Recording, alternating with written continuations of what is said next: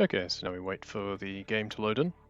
Takes about 25 to 30 seconds usually on a decent PC. The timer starts once we actually skip the opening cutscene and appear, take over control of the character. So, those of you who may not have seen this game, Subnautica is a open world exploration, resource management, survival style game. A lot of RNG involved. Okay, timer starting in 3, 2, 1. Let's get underway. So, Good popping luck. up. Thank you. First RNG element is the spawn location. This one's a decent one. It's not terrible.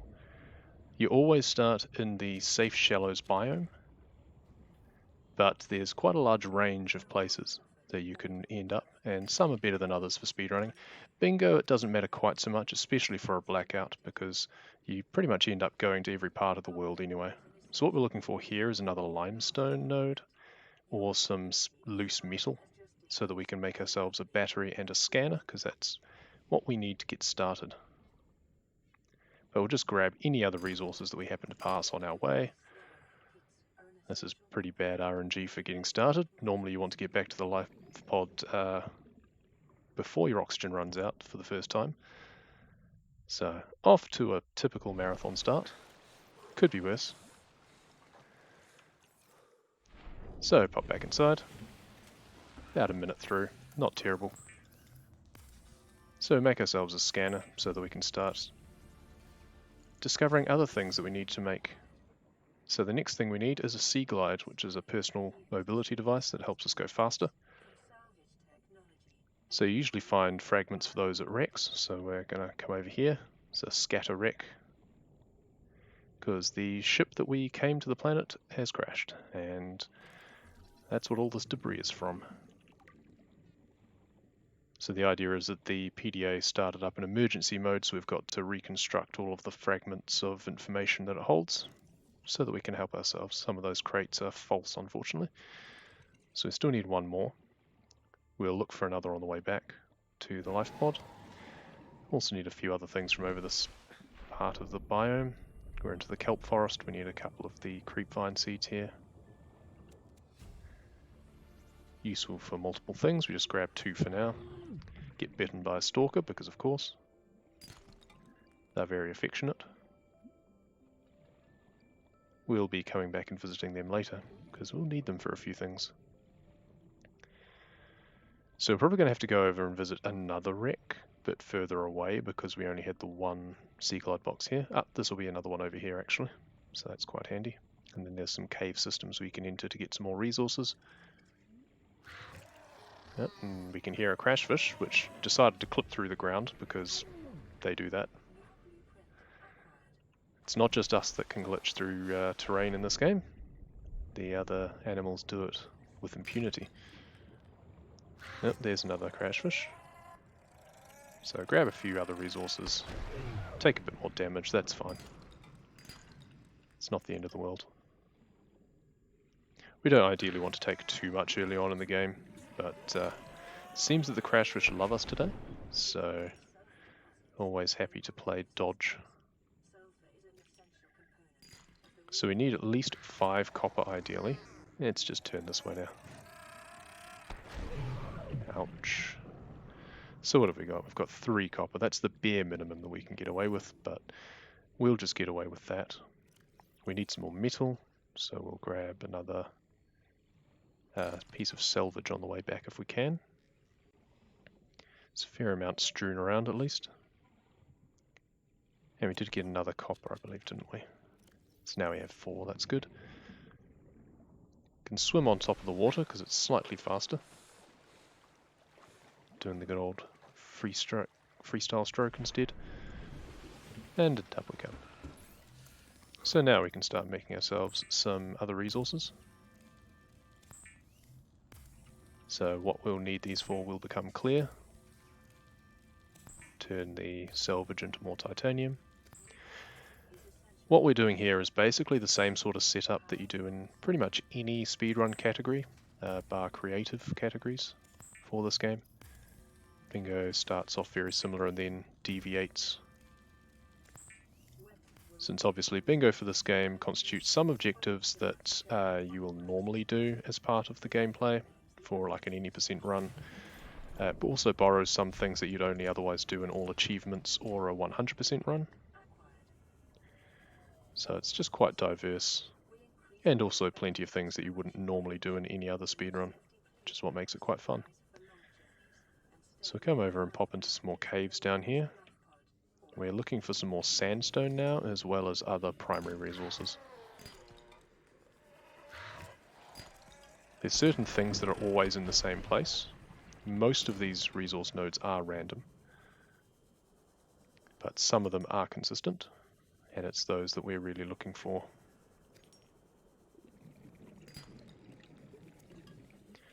So to break these rocks, normally it takes quite a lot of clicking. It takes 4 clicks to break and pick up the item, but we can actually bind the scroll wheel to the left click in order to make it much quicker. So we've taken quite a lot of damage at this part of the game, unfortunately, which means we're going to have to take an extra death when we're setting up our base, but that's okay. Doesn't really add too much extra time to the consideration. Basically, we just don't want to get killed before we can make it back to our base, because then we will drop all but one of the resources that we've been picking up. Basically, when you die, anything that you picked up since you last left a safe place will be dropped where you die, and one random resource will be kept. There are some exceptions to this. There's some protected resources, there's special unique resources in the game that will always stay with you, and we'll be taking advantage of that later on. So we can now take that, build a wiring kit, build a computer chip. We've got some, kind of want some more metal, but that's alright. Grab all of these out of here, just to clear out the storage. So we want to make the base at I'm just trying to decide where I want to make it, because I want to have a decent amount of room behind it. So we'll put it there. With a hatch. Now we're going to do something that may seem a bit strange, but it is for a purpose. It's going to drop this lead. We can pick it up again later. Anything you drop will remain where it is on the seafloor for you to pick up later. So we're actually going to drop some mushrooms on top of this base, and we're going to break them. And this is going to kill us. Don't worry, perfectly intentional. Though I did forget that I was going to have to do that right then, so all of the mushrooms I picked up have now gone flying, so we'll need to pick up some more, but they are very numerous, not a problem. Basically the base has a health of 100, and we're trying to breach the base and flood it, because there is a speed glitch in the game. There we go. So now we need to drop all of this excess stuff out of our inventory. So I heard the noise of the base flooding, and now we have a rupture. So we can start making our home away from home. We'll need to power the base as well. It's still daytime until about 9 minutes 20.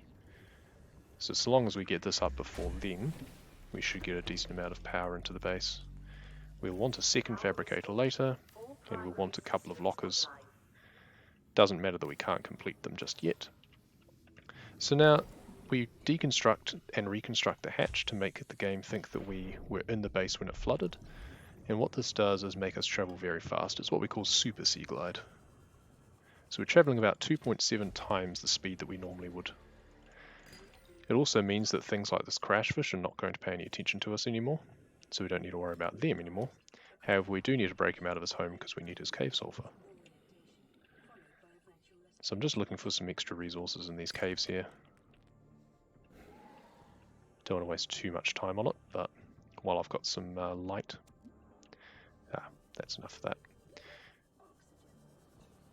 So we head back. We picked up some metal from the sea glide since we already have one.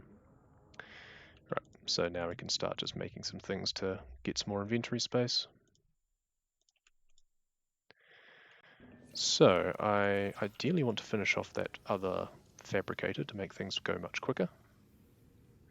Now's where the game's going to slow down a little bit, because it takes us some time to just go around and gather a bunch of resources. So the first thing I want to do is grab a couple of those, get some more mushrooms so we can make some more batteries, get some more copper for the same reason.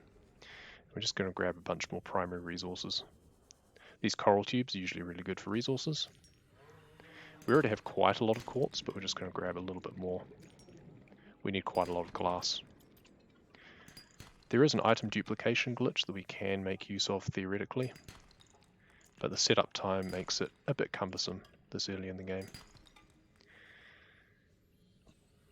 So, we'll also grab some more table coral.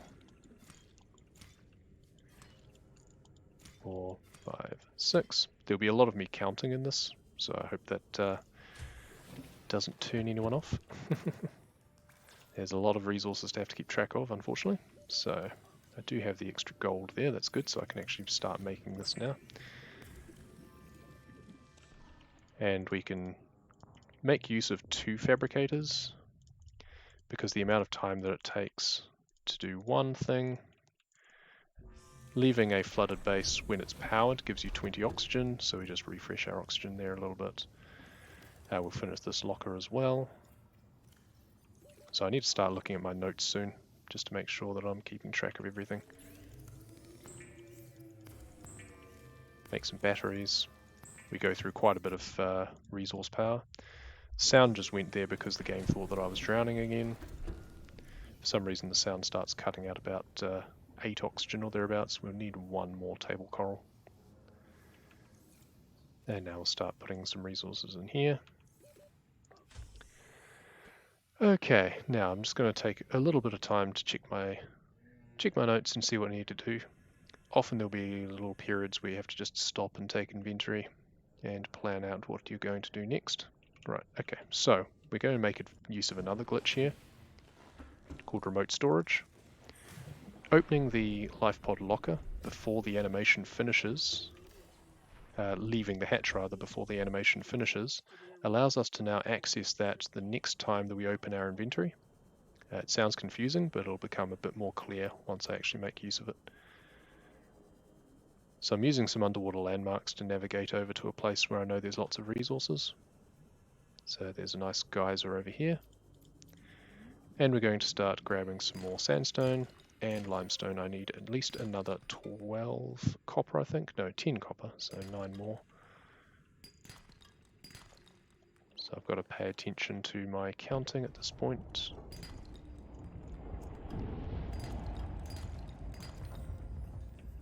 Going to take a bit of heat damage from this geyser. If you get too close, then you take a lot more, so we're trying to avoid that.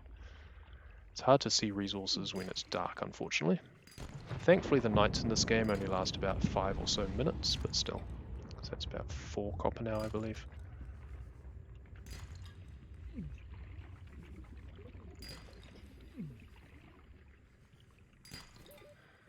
Six, 7. Probably don't have room for the extra metal salvage, unfortunately. Titanium's all well and good, we'll need a lot of that. It's 8. Look for some sandstone up in this little chimney here. And you don't actually drown until you reach -8 oxygen. So I'm just going to head up. Need to be careful we don't pop out of the water because that loses the super sea glide glitch. We're just going to come back over to the geyser and now we'll open our PDA and now we have the storage that we saved. So that's 7, should hopefully be enough.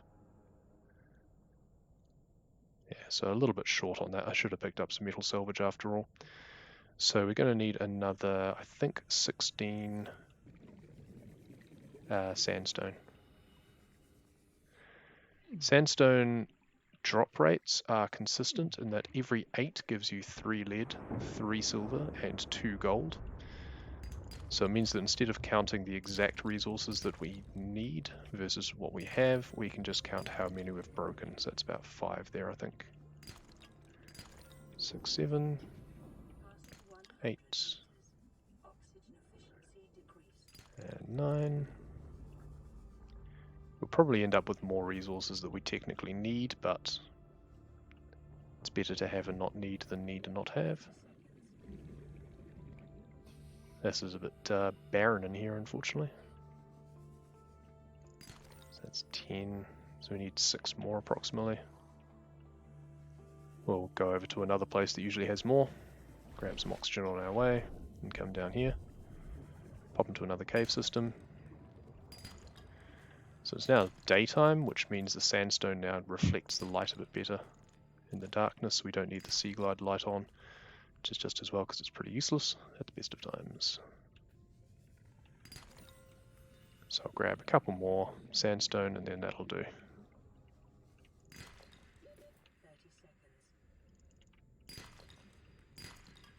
There we go. So, back up. And how much space have we got? We've got far too much lead. Hey, we're just wondering, do we have a minute for a quick message? Absolutely. All right. I just would like to remind any new folks who may have just turned up now that you're watching Bingothon Summer 2020 that is benefiting Fred Hutch. So that's where all the money donated throughout the event will go. And I'm currently focused on doing research on the coronavirus. So this is definitely a great cause to donate to. We're currently sitting at $897, so just $3 away from 900. So let's see if we can get to 900 really soon. And lastly, something that I'd like to say is in a couple hours from now, in a few hours from now, we'll have the Lego Batman video game run. And for it, there is an incentive, which is a bonus level, the Wayne Manor, which is currently sitting at $20 out of $35. So just $15 left to go for this incentive. So there's not much left to go, and I'm sure we can reach it. With that amount, $15, you could be eligible to get in the prize pool for a Bingothon mug, which is really awesome. And for just $5 extra at 20, you would get in the prize pool for a Xenoblade Chronicles Definitive Edition download code on the Nintendo Switch.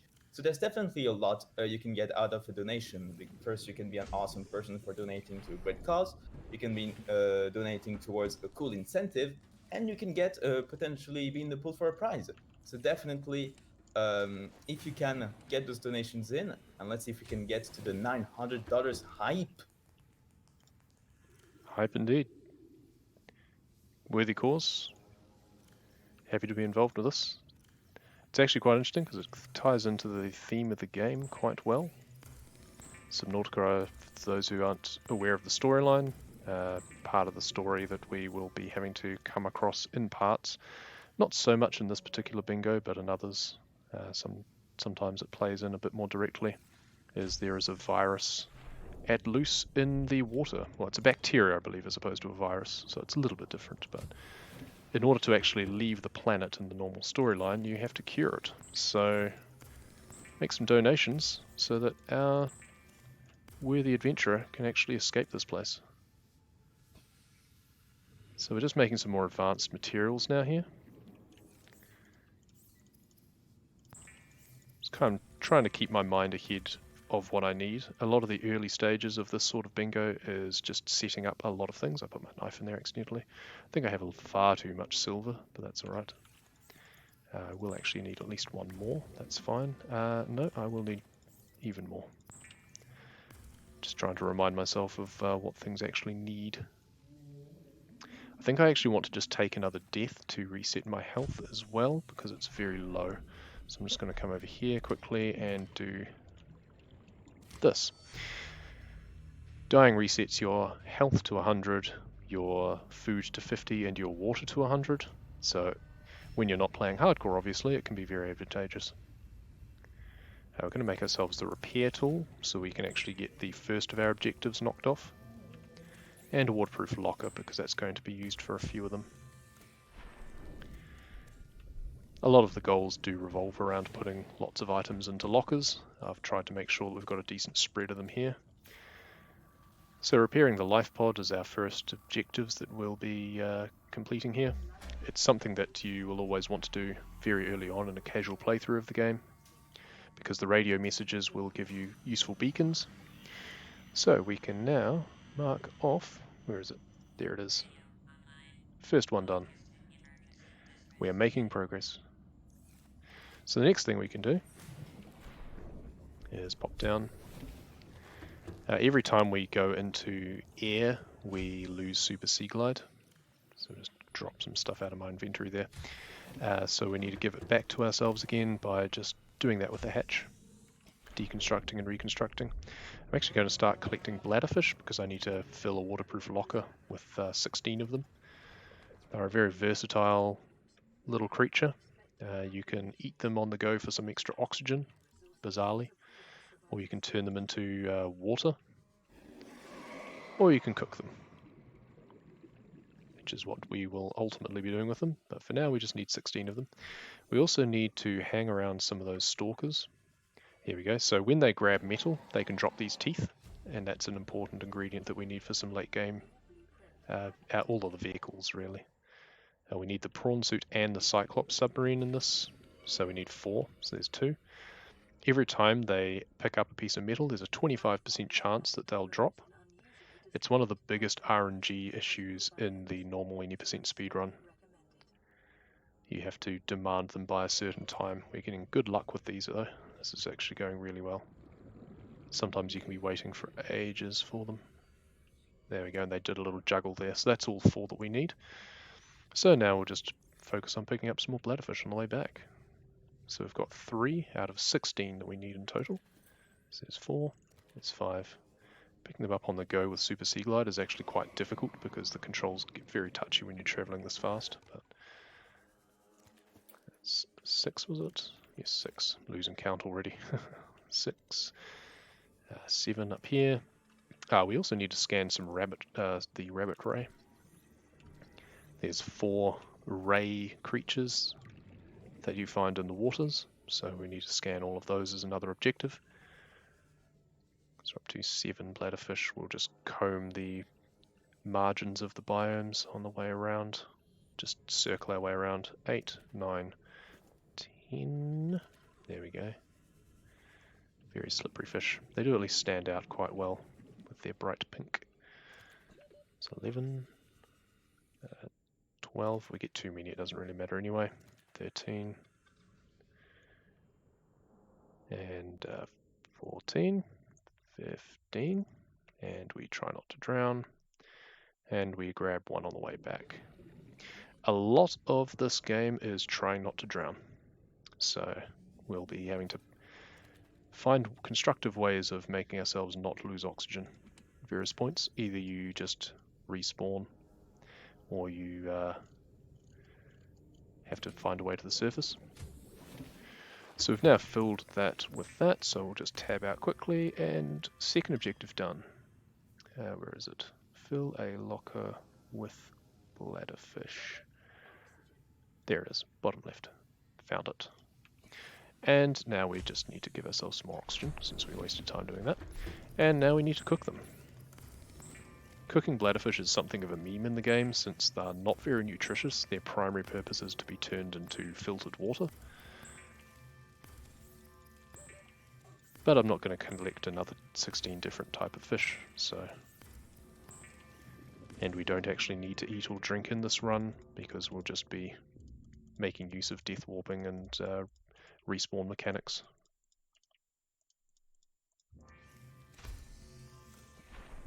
You can pick things up through doors if you're close enough to the fabricator, and that's the next objective done. Yeah, we'll eat some of those, because why not? Now we want to put those teeth away. We've got 10 metal in there, which is a decent amount. Now, once again, fill up with oxygen, take stock of what we're doing next. Right, okay, now we need to go and find some more blueprints. Take a couple of metal with us. Activate the remote storage glitch again. We're going to make extensive use of that. It's very useful in Bingo. And we're going to head over to another biome, Going to head to the red grasses. Certain fragments only appear in certain biomes, so a big part of doing well in the bingo is knowing where things are. So having done 100% before, I've got a pretty good map knowledge, but otherwise it's just something that takes a fair amount of practice. So we're going to pick up a lot of metal on our way, and that's what we're going to fill up our storage with.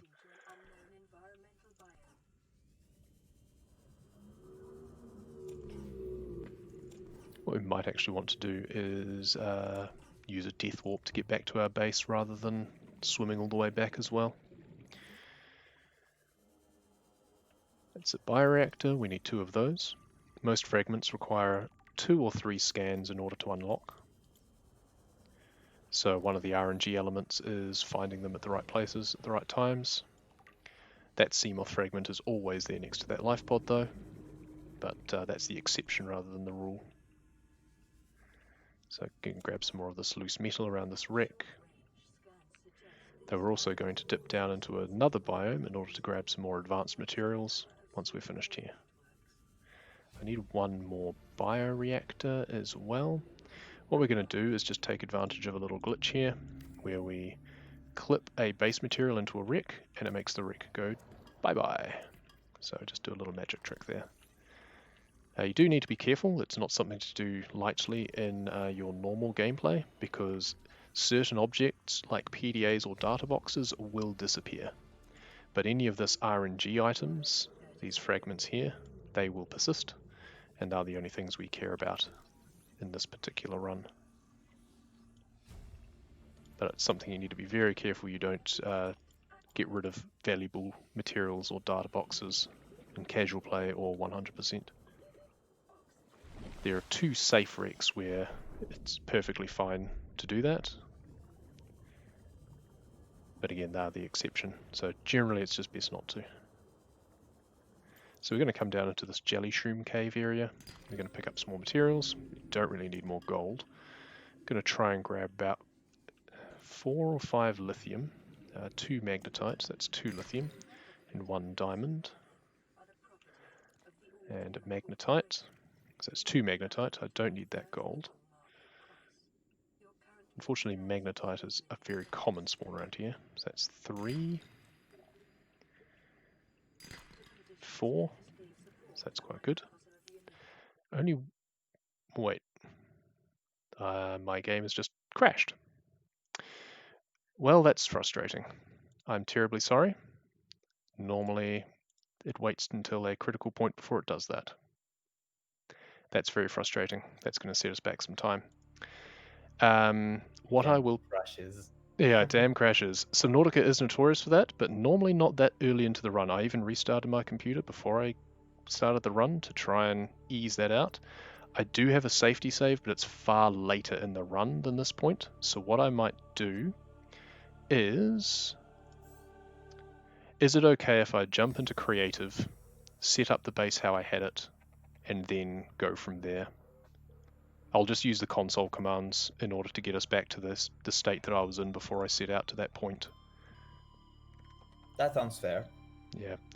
It'll basically just be very quickly replicating things. Creative allows you to just build things without having to worry about them, without restrictions. So it feels bad though, because it means that I don't actually need to scan certain things, but I will still need to collect all of the materials once I toggle creative off, and I will need to collect all of the PDAs still. The only things that it'll give me is the blueprints already. So I'll make myself the repair tool again, so I can repair the life pod again for continuity's sake. Give myself the tank, give myself the rebreather. And what else did we have? We had the waterproof locker. We didn't have the mobile vehicle bay. We were scanning it in order to make it, so that's not too far ahead at least. I don't think we had too much other things that we needed. We had 2 wiring kits, we had 1 advanced wiring kit, we had 1 computer chip left over, No, we had 2 advanced wiring kits. And yes, 1 computer chip left over. We had 1 copper wire left over. We had 3 batteries. It'll be interesting to see what spawn I have now as well, because this will be a different spawn, unfortunately. I guess it's just as well that was before we got too much further in. It could have been very awkward if it was just about 20 minutes further along. I honestly anticipated something happening much later in the run than this. If it was going to happen at all, normally it happens much later. Okay, I think we're at about the same point now for materials. There's a bunch of rubbish that we don't need. I'll just drop that into a cave somewhere. So we're in a relatively similar place. We were just up the hill there, so that's okay. So we'll just set up the base as it was, something like that. We now have the propulsion cannon, which again we were just scanning in order to make, so we're not too far ahead. You can use that to flood bases much more easily than having to use mushrooms. We had 2 fabricators. We had 2 lockers. We had most of these materials sitting in this locker. Like so, approximately. The waterproof locker was outside. We'll put those in there for now because we won't be using them yet. So the waterproof locker was there. We're now just going to reconfigure things, but I'll need a scanner as well, of course. I always forget that they don't give you a scanner because you don't normally need it. But we will still need it for scanning wildlife because that isn't something that you get in creative. There is actually a creative 100% because the amount that you don't get is actually quite significant. We're just going to come over here and dump the stasis rifle that we shouldn't have, the flashlight that's pretty useless, and these floaters. Now, what else am I missing? I think I had 6 lead, but I can actually get the lead quite quickly, so I'm not too worried. Oh, I had all the glass as well, actually. Okay, well. You'll have to look away for a second, because we're just going to do something that's not allowed in any speedrun, but we do want to get back to where we were. So, my apologies. We had 6 glass, and we had, I believe, about 10 titanium sitting in this locker.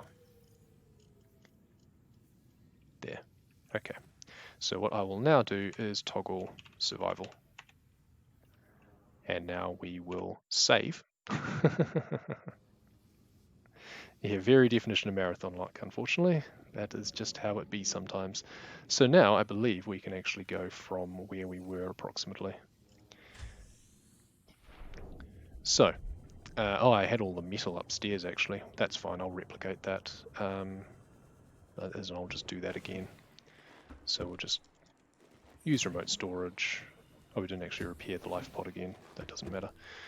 We also had all the cooked bladderfish sitting aside, but that's okay. We don't really need them again.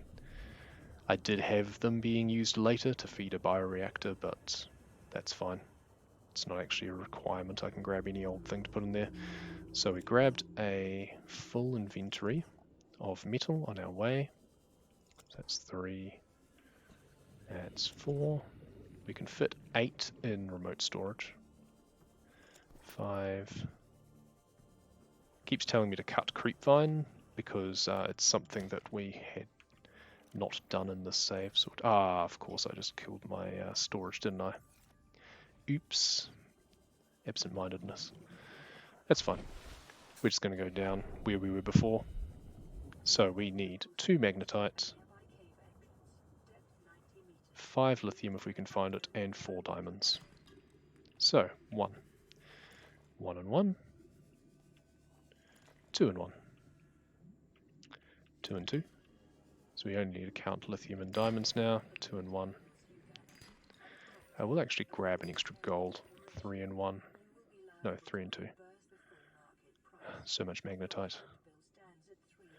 I can get a lot of shale later, but it makes it more tricky with inventory, so I want to get it now if I can, while I have oxygen for it, so that's 3 and 2. Let's try that again. We'll go this way. We have plenty of oxygen at least. Just in case we need the extra gold. I know I need at least one, so that's 3, it's 4 lithium now, I believe. We're at 4 and 4. We are, good. One more lithium would be nice, but it's not the end of the world. No, I think we'll just pop out. Yeah. That's alright. There are other places. The idea was originally that I was actually going to death warp here, but we'll just go back the normal way. We'll take it slow, that's fine. I have some space to pick up some more metal actually. Only one. Never mind. Well, I'm sure I'll find one. There's metal salvage. Sure. I just remembered I had 4 teeth and I don't want to wait for those again, so I will give myself those 4 teeth again, rather than wait potentially minutes waiting for them to drop. So we'll just turn these to here. We'll start these making. This is where dual fabricator is really useful. And item stalker teeth 4. No, I can't remember what the name of it is. Stalker tooth 4 perhaps. There we go. Oh, inventory full anyway? Well, never mind. This will be the last time I use the console. Oh, they dropped in front of me. Never mind. They'll just be floating there. Whatever.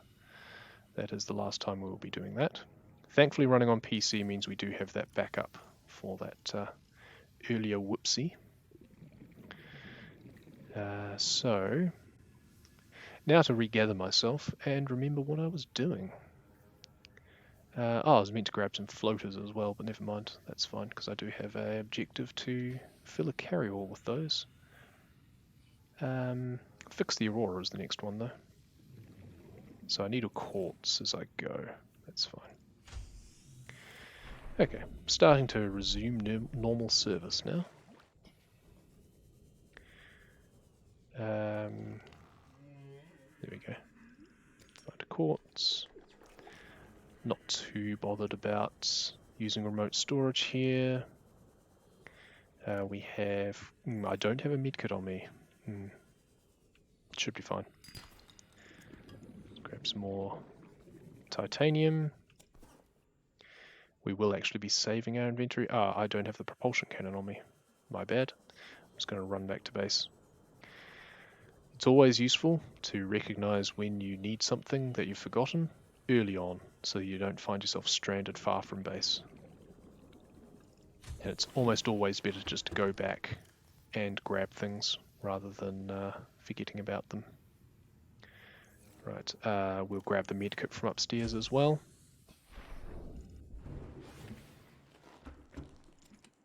Because that might come in handy. And now I will enable remote storage again. Those teeth look massive just loose in my base. It's absurd.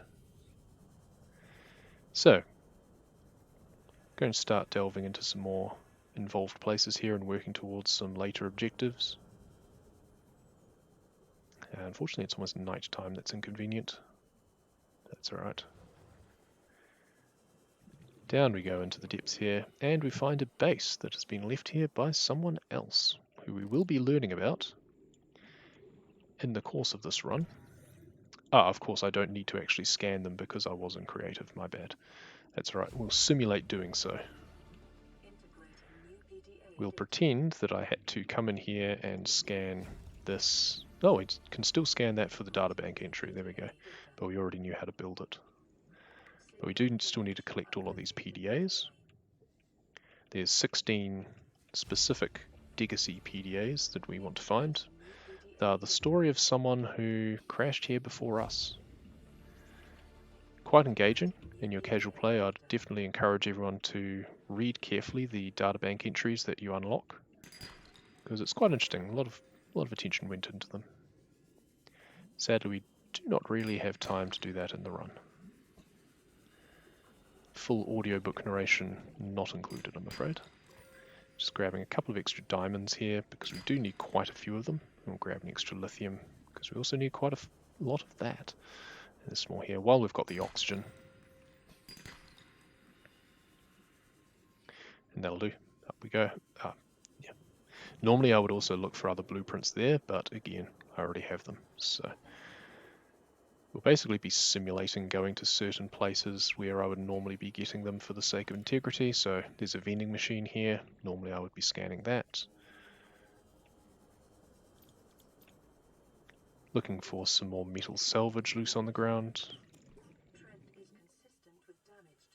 Interestingly, the boxes for certain things do still appear, even in creative, because when you scan them it does give you a databank entry, even though I already know the blueprint.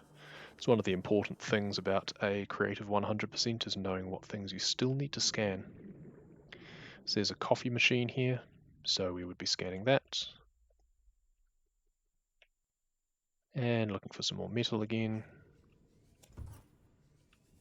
Basically until we're full, which should be soon. And we want to just, there we go, fill up, and then just outside the radiation. Oh yes, there was that, that's right. And we'll dump that, dump those flares.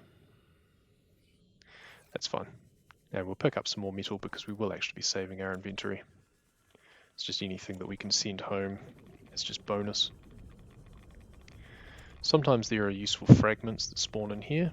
We're entering the Aurora through a maintenance hatch. This is the main way that we enter the Aurora superstructure before the ship explodes. The explosion occurs at a random point between 46 and an hour 20 normally, I believe. It's a reset point for glitchless speedruns, because you do get a radiation warning at a certain time, and then you multiply that by 5. The important thing with a glitchless run is you want to get in and out before it explodes. Now, can I find a bleeder? No. Yes. Here we go. We flood the base so that we'll get Super Sea Glide. We're going to use this base as a little operation area. We'll put that there instead and keep the knife on. Rather than use our medkit now, we're just going to respawn in that base several times. Yeah, the radiation is very difficult at night time especially. It just dominates the screen, as you can see. Makes it very hard to see what you're doing. Thankfully, the things that we need to interact with here have sparks coming out of them, so it makes it much easier to see in the darkness. Thankfully, because we're not actually having to wait for the Aurora to explode, is quite convenient in this, because we had that hiccup earlier, so we're technically actually further through than, well, not as far through in the game timer as we otherwise would be. You know, we're only actually on the second day technically. But thankfully we can just completely ignore it when we're doing a glitched run. So this will all be a bit confusing, but out of bounds stuff always is. We actually made one of the rooms disappear. I should have explained that as I did it. Just like with the wrecks, despawning the wrecks, you can also despawn parts of the Aurora once you're inside. You can't despawn the outer shell. You did used to in V1 of the game, but it was patched because it was just a little bit too ridiculous. So then glitched runners had to find alternatives. Where's the last one? It's one of the ones above the water, isn't it? Yes. Look for the sparks. Is this the last one? Yes, it is. There we go. So now we can deconstruct this. I will mark off the fixed Aurora shortly. In fact, I'll just do that there. We leave the timer running even if we pause the game, because there's a certain amount of mental arithmetic that goes on with this game. Usually I just like to hit tab, but because of the radiation ticking away at my health, I don't want to push it. So I now line myself up with these pipes here and go straight up and through the floor. Now we're in the living quarters. Normally you need the laser cutter and the repair tool to get into here. Of course, we already know how to make the prawn. Well, I would be scanning 1, 2, 3 of those. And now I need a carry-all bag. Carry-all bag. And now I die in a fire. Normally you also come in here for the rocket blueprints, so that you can escape, but that isn't one of our objectives, so we can ignore that in this particular run. So we'll turn some of this scrap into metal, and then we'll turn some of that into ingots. We do actually need a lot of loose metal, but we also need some ingots. We need one fewer because we already have the mobile vehicle bay. So make room for that to pop into our inventory before we start making more things. Make another one, and now ideally we want to head downstairs because we have our dual fab set up down here. And now we can start making things faster again with that double on the go. Okay, so we'll pop 2 in there and that in there. And we'll get some of those out. We'll put the carryall on the floor now, somewhere in the corner so it won't get in our way. We're actually finished with the repair tool now, so I'll take the battery out of that and put that in here. We're going to end up with extra batteries because we already have the mobile vehicle bay. That takes a power cell which normally occupies one of our batteries. But that's okay. And we'll put these diamonds in here, and the ingots, and the lithium. Okay. Now we're just going to do a bit of setup. So the multi-purpose room will now build here.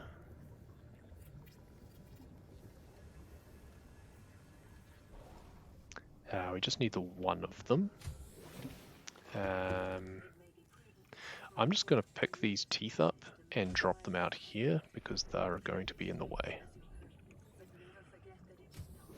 So this is now flooding again. It's taking a while, unfortunately. I should have thought of that. I shouldn't have come back inside. Okay, checking what it was that I had to do. Yes, here we go. Vending machines. So because I scanned, in inverted commas, the vending machines earlier, we now make the normal vending machine, get a snack, and the coffee machine. I always look like I need some coffee. There we go. And that's another objective done. Once an objective's done, you are not required to keep everything. You can deconstruct it and reuse the material use of quite considerably. So where was the vending machines? There we go. Yes, I need to scan the rabbit ray again. I just remembered. So we will now take some of this. So I want to take 18, 1, 2, 3, 4, 5, 6, 7, and 12 is, yep, that's fine. I'll need some more quartz. I need 2 more quartz and 1 copper. So now we're going to make another foray. Actually, I'm getting ahead of myself. I don't want to do all this just yet. I want to do it a little bit later. So we're just going to have to dump all this stuff back in here for now. But we will always take some base materials with us just in case for safety. Because marathon luck. So, just making sure that's clear before we activate remote storage. The last thing you want to do is get somewhere and realize that you've still got storage full. So now we're going to head on another expedition. Ideally you want to make sure that your toing and froing is kept to a minimum, and you want to maximize the amount of things you're doing every trip from your life pod. So we're going to be gathering a fair few materials and picking up a couple of the other objectives.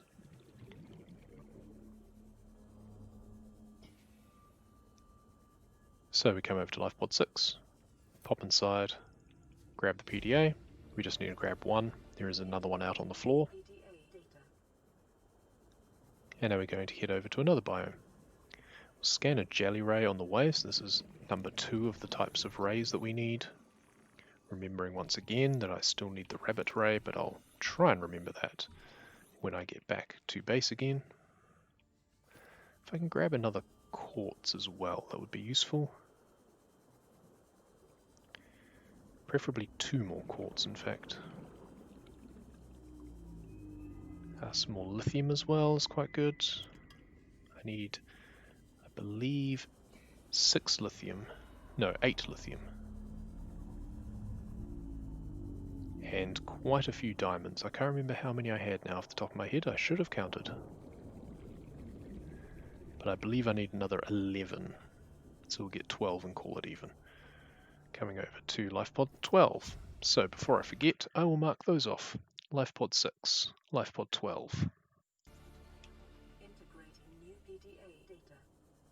So this is where Do we have time for an announcement? We absolutely do. Well, I'm very happy to say, hype moment, we passed the $900 cap with the brand new donation that we just got. So definitely PogChamp moment right there. And this the donation we got is a $25 donation by Rubik's, saying, just wanted to say hello to fellow Subnautica speedrunner. Wish you luck, AJ. Hopefully, no more game crashes. Let's support that. That was a pure example of marathon luck. Oh, absolutely. So hopefully the marathon will decide to not be very mean to you. That's already enough for one run to have that happening. But yeah, we're past $900. This is amazing, everyone. And also, reminder that we still have the incentives coming up, including the Lego Batman video game bonus level, for which there are still $15 left to go. So let's see if we can reach that within before that happens. So yeah, thank you so much for the donations, and well, good luck with the run. Thank you. Yeah, that's a great donation. Thanks, Rubik's. Yep, Rubik's is one of our relatively new runners. He's got the world record in the 100% run. It's quite an impressive one. Used to be the 100% was over 3 hours long, and now it's under 2 hours. It's quite impressive. It's the power of grinding it out. Perseverance. And a little bit of constructive rerouting and making use of plenty of glitches. So we're just popping into that cave for a bunch of resources. And we'll just comb the seafloor for a few more. I'm wanting to avoid checking my inventory because here I would normally be scanning 3 Cyclops engine fragments, some nuclear power fragments, and getting an alien containment blueprint. Basically I'm just simulating doing that now because we had the creative bit earlier. And now I'll need to go up for some air. I need some more diamonds as well, but I'll check my inventory when I go up for air. Always a safe place to check your inventory and do any sort of remote storage transitions so you don't accidentally drown. The remote storage does persist through death, which is quite useful. So what did we get? Not many diamonds, sadly. 5 diamonds. And I think I needed more. I do have base materials, so I'll make use of that. Yeah, that's very meager, unfortunately. I need 3 more lithium and 7 more diamonds. Wonderful. Sometimes the game just be like that. First we're going to come down here and take advantage of a little aspect of Super Sea Glide is you can push through the floor slightly. And I'm lining myself up on this purple tablet there. Here we go. It's an item that's inexplicably glitched out of the floor of the game, so you can't access it in glitchless runs, unfortunately. It's almost certainly just a mistake from the developers. So that's 1, 2, 1 more lithium. There. So now I need 7 diamonds. That's a lot. 2. Normally we don't want diamonds at all at this point, so it's quite ironic that we're actually short of them now, because normally we're getting more than we could ever desire. You don't actually make use of any in the any percent speedrun. And even in the other runs you only need about 4 of them normally. So it's 5. We'll come up this cave here, grab another purple tablet. One of our objectives is to fill a locker with those, so we need 16 in all. which is why we need all the diamonds, because there aren't 16 on the map, so we need to make a few extras. So I'm actually going to dip down to this thermal area down here again, because there's usually more shale here. There we go. So it's 4, I need 3 more. 1 and 2.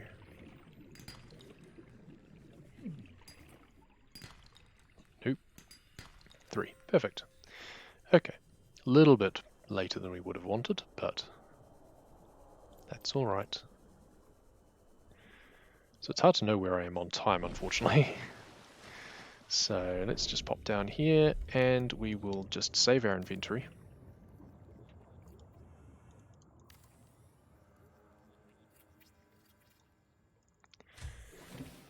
Interesting green glow there from the base. The lighting is a bit interesting sometimes in this game. And now we're going to do something a bit fun, because the walls are just advice in this area. Now this is not something you can do on the latest patch of the game, but most speedrunners will run on the September 2018 patch. Unfortunately you can only down patch on Steam. In Epic Games you just have to run in the normal way.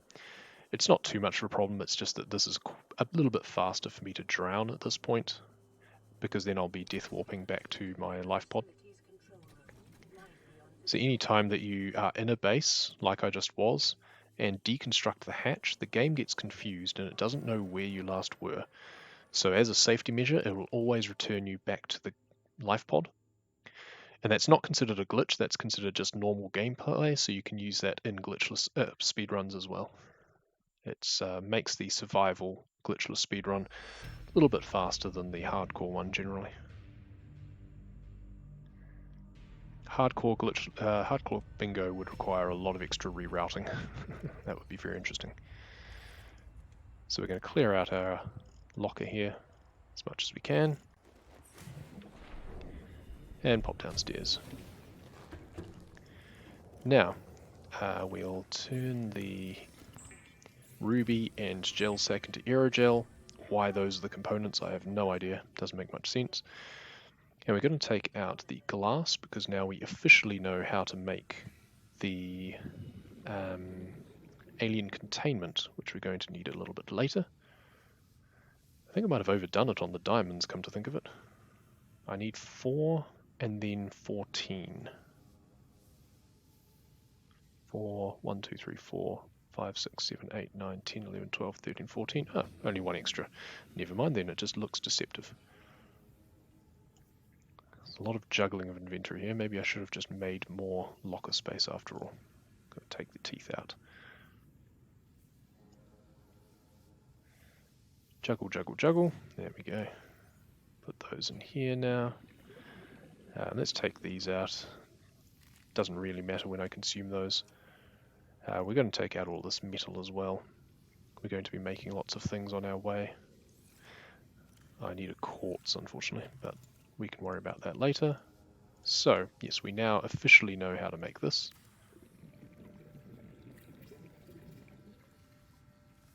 So that uses up some materials.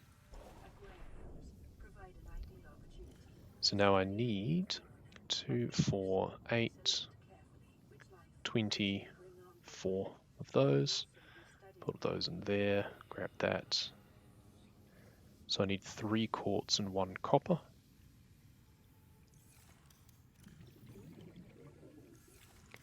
Sure. Just plotting out what I need for my next excursion. So I'm going to put these in here so they're not taking up space in my inventory. Do that. We're actually quite low on batteries, so I might just quickly swap those around because I need more battery in my Sea Glide. Okay, now one of the objectives is to fully power a base with all 4 types of power.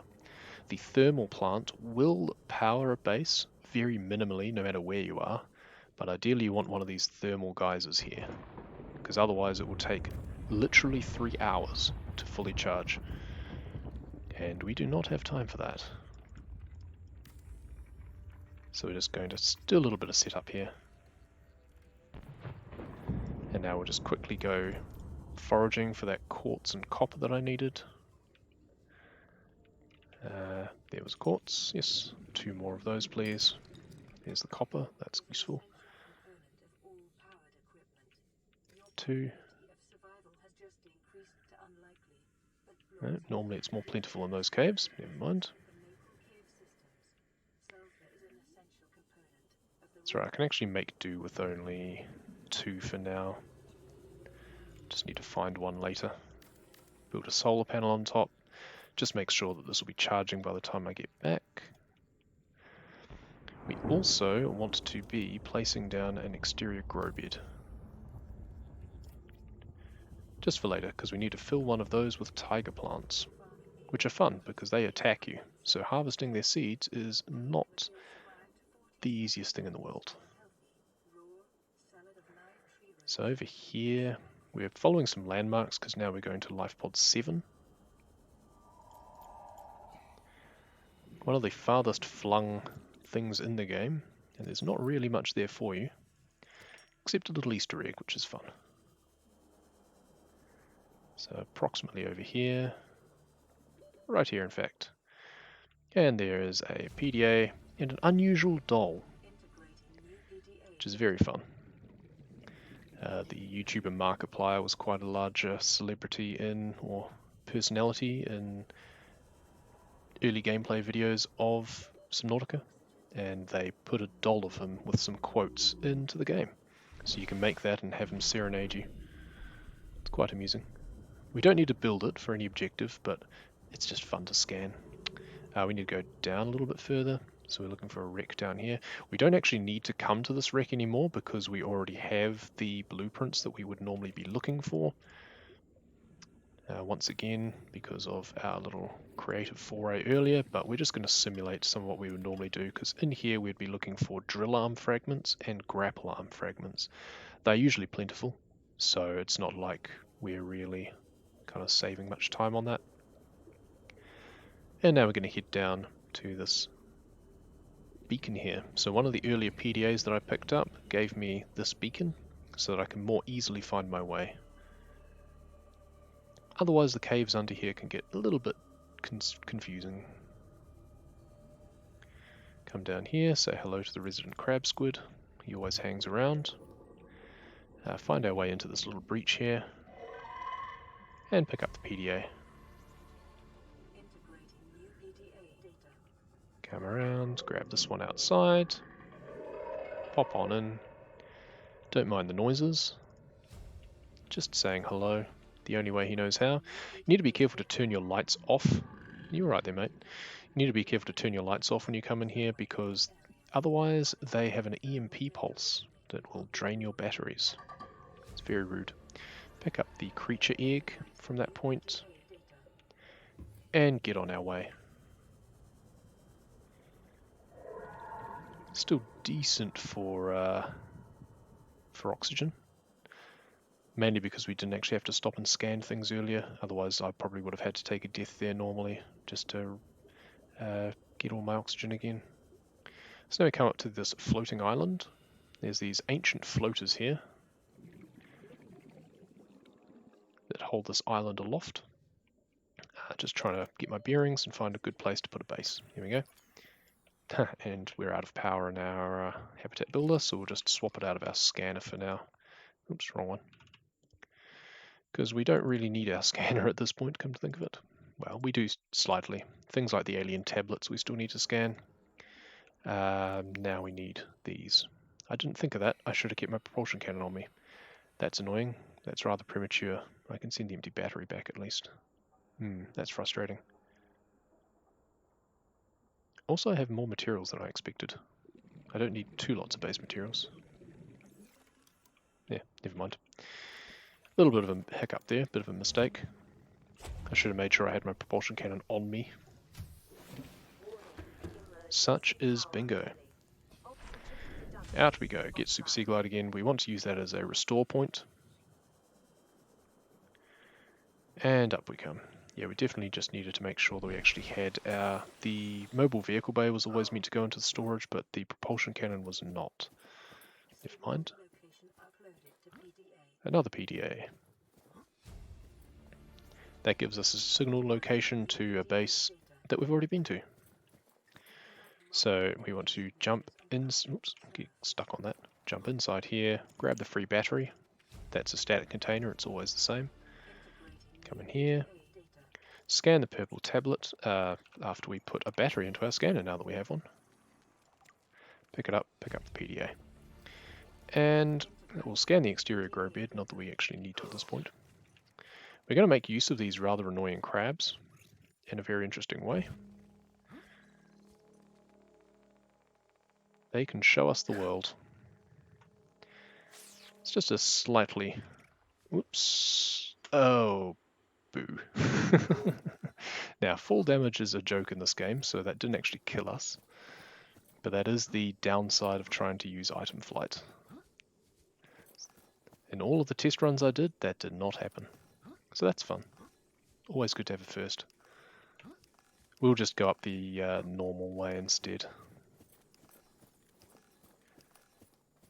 It's a little bit quicker, but it's one of those high risk, high reward things. Over we come. So now just wind our way around the mountain instead.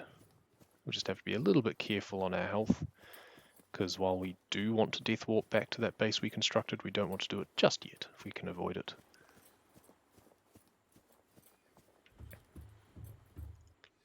Grab the PDA from there, and there's one on the other side.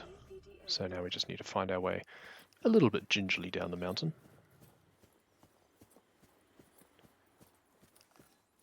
And follow the path across. The main reason that I wanted to item flight up to that one is because of the rather circuitous path that it takes to get up there. This one's a bit more direct, thankfully. Some nice views up here. Originally in the game they did want to have a weather system. One of the PDAs does mention storms that drove the people who built these down into their underwater habitats. But they didn't get around to implementing it, unfortunately, but it is in Below Zero, the sequel, that is meant to be coming out later this year, possibly.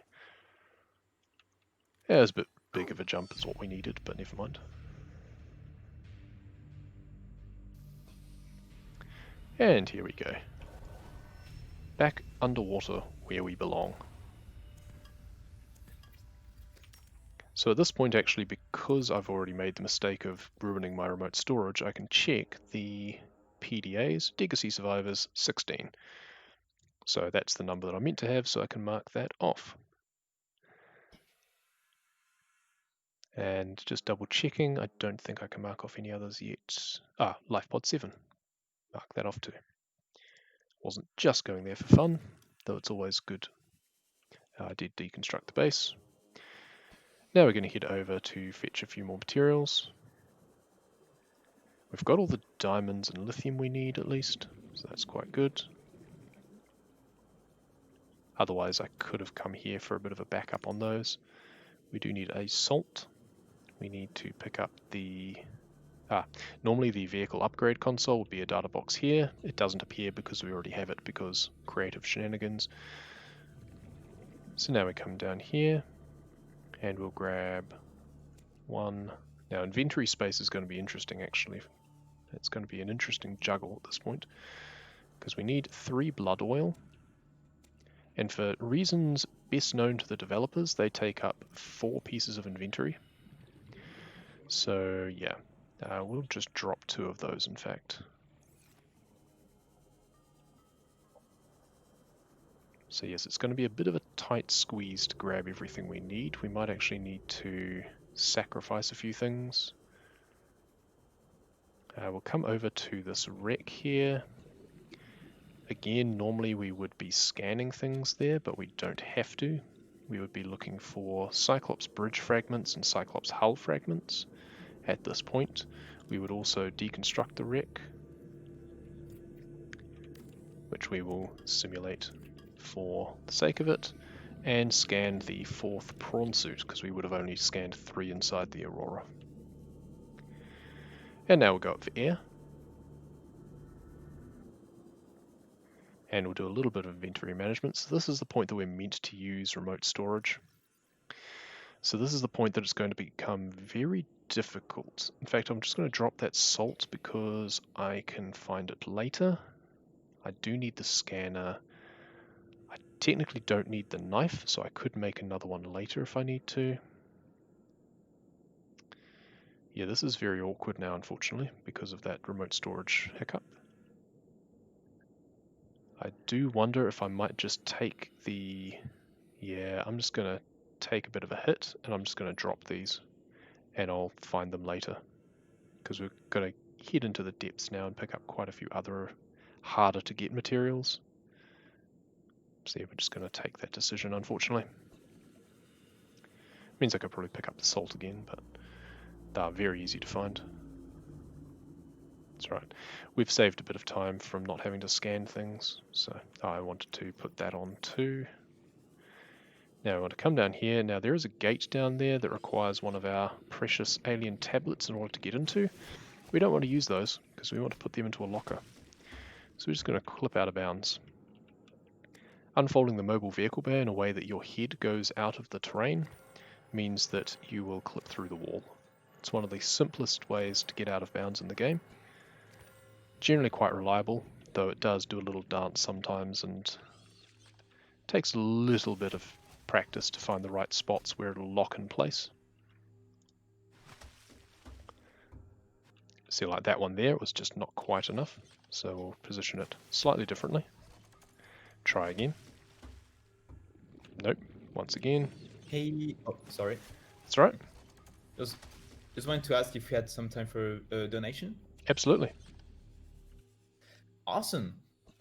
We got a $20 donation from the Chaos Goddess saying, sending good vibes your way and cheering you on. This just proves why Subnautica Bingo is both challenging and fun. Also, Somnic says, don't forget to save. And I approved that message considering what happened earlier. That's a very, very timely reminder. Yes, I will do that just up here, in fact. Yes, indeed. Save everyone. Remember that. Ultimate strat to prevent the loss of time if Marathon Luck decides to be annoying again. Absolutely. But yeah, thank you for your donation, and we're getting closer to $1,000. So thank you everyone for your donations, and hopefully we will be reaching that mark soon. Enjoy the run until we get to that point. Amazing. If we could get to 1,000 in this run, I'd be very pleased. Especially after everything that's happened. We're just having a bit of difficulty with the glitch again here. I kind of expect to just kind of die and respawn in my base. Yeah, there we go. The smooth ceiling is very difficult to perform the MVB clip on. So at this point I don't think I have enough oxygen. No, that's fine. But that's why I went into the base. If I could find another nickel, it would be useful, but that's okay. So we're just going to respawn in that base. And that gives us a lot of extra oxygen to play with again. Once again, we're just trying to circumvent one of those doors. Hang on. Did I not pick up the orange tablet from the Degacy base? I don't think I did. I'm just going to have to go back up there now. That was silly of me. I'll take those off, pop out. Gonna have to do a little bit of backtracking now because I forgot to do something very simple. See, I thought it had it there, but unfortunately all of this texture looks kind of similar, so I've lost where it was that here we go, where it was in practice that I had a good place to do it. Right, so now I can put my tank back on just so I get more oxygen. Because we want to come through here, because the orange tablet would normally be needed. As it turns out, we don't even have it when we should. The idea was to need it, but not have it, but not want to use it, instead of not even having it. So we're just going to have to go a little bit out of our way. We'll take an extra death. So now put the tank back on. Should have done that first, never mind. So out we come, deconstruct the base to take the materials with us. We're going to need to use it again, I believe. We're just going to backtrack slightly. We need to scan one of these fellows as well. And then we still need to scan the rabbit ray again back in the shallows. I keep forgetting to do that when I go back to base, because normally I would have done it well before. So just going to pop back to this base. So we weren't far from that area before, but just because of the desired routing. It seems I forgot... Oh no, wait. I put the orange tablet back. I came this way for nothing, didn't I? Yes, I put it in remote storage when I accidentally used it. Sorry, bit scatterbrained today. These are the sorts of things that make bingo races interesting, because there's so much to keep track of. Often all it takes is one runner to just lose track of what they've already done. So we're just going to come through here. Only added about maybe 30 seconds on, so we're just going to quickly build a base where it'll let us, just to save our progress. We'll just come around this side, so we just go straight out. And hop inside.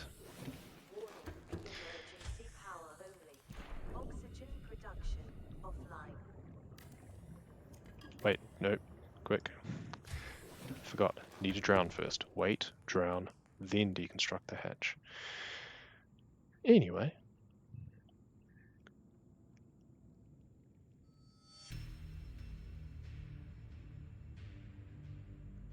Such ominous music. Oh, I don't have Super Ski Glide, I just realised I didn't flood that base. Never mind. You know what? I'll just build it again. Find a amenable fish nearby. Spinefish. Best use for flooding bases.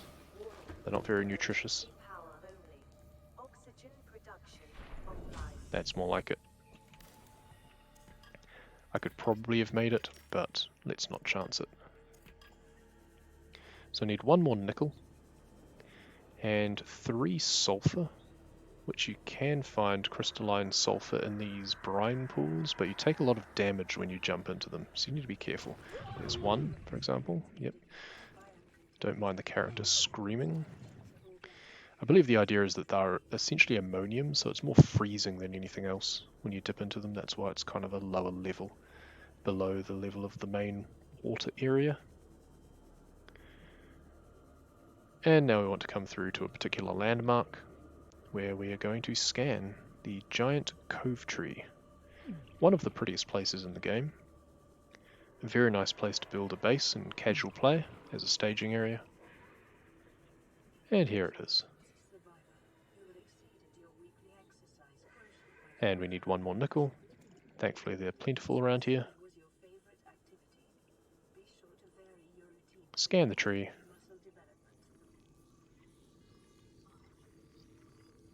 Build a base.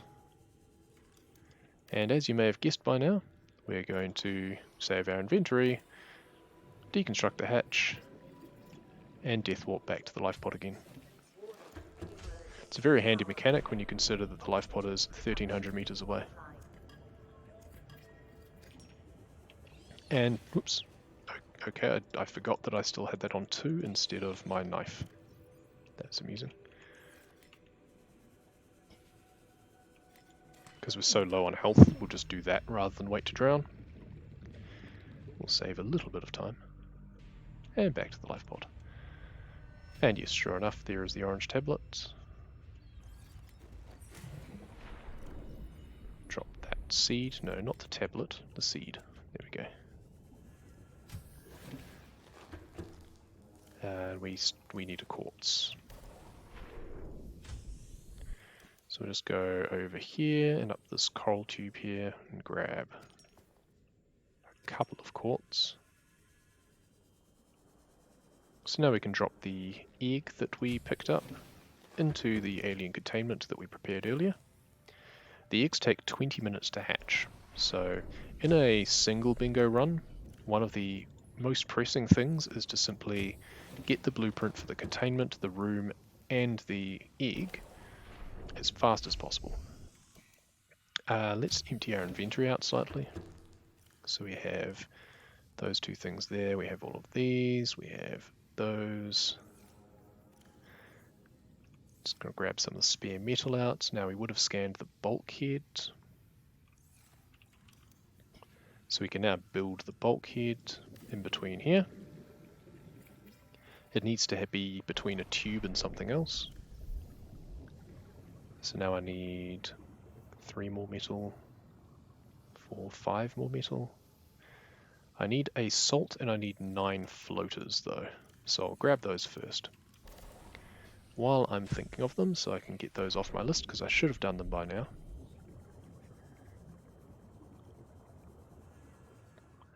Floaters aren't anymore on that one. Here we go. 1, 2, 3, 4, 5, 6, 7, 8, and 9. And a salt, preferably. Here it is.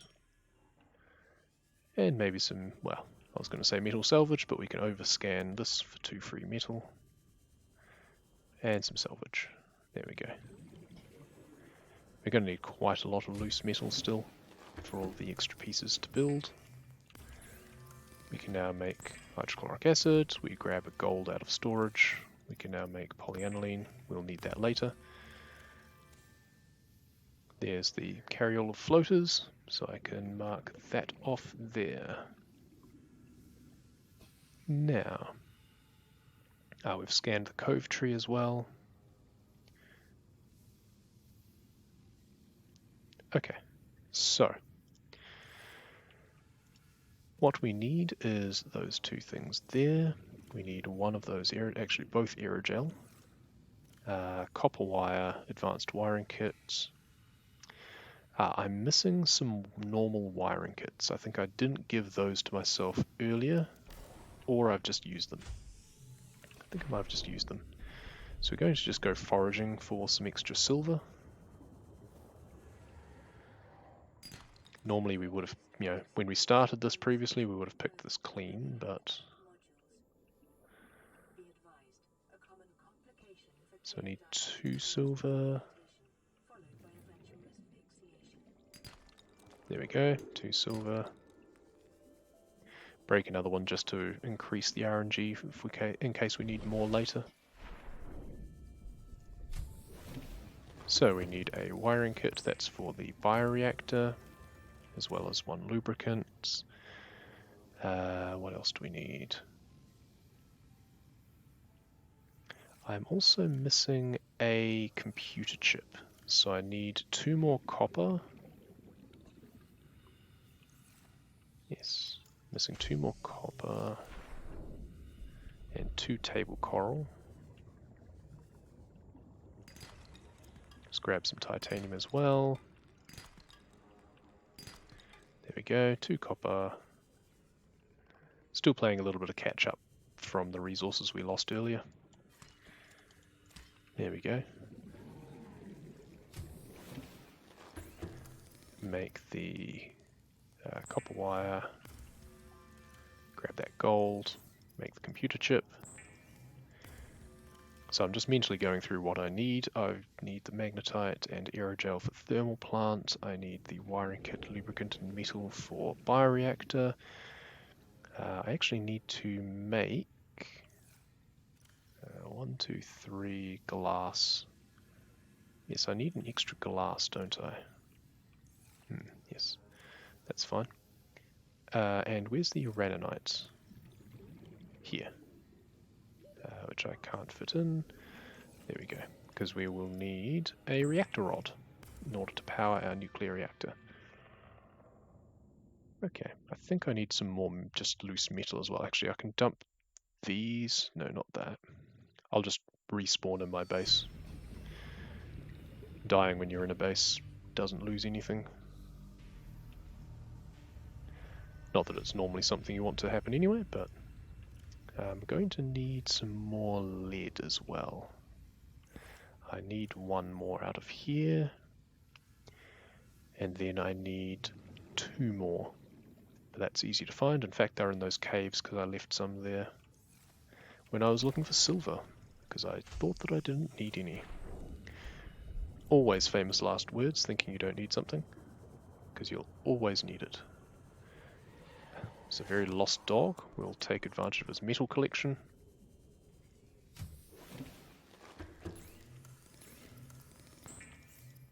Lovely bit of Ride the Lightning or something in there. So lots of loose metal. I don't need the polyaniline on me actually. I do need to turn one of these ingots into plasteel. Oops. Click the wrong thing. There we go. Ah, there's the aurora exploding. Thankfully we don't need to care about that. Emergency. A quantum detonation has occurred in the aurora's drive core. The reactor will reach Okay, now we go back to that base section that we created earlier. 9, 8, 7, 6, 5, 4, Over near the geyser. 2. And now we can put a hatch on this base. We can now flood it with something. We would, by now, legitimately have the ingredients for the thermal plant, which we will just put here. It needs to be about 50 degrees or thereabouts in order to charge up in a reasonable time frame.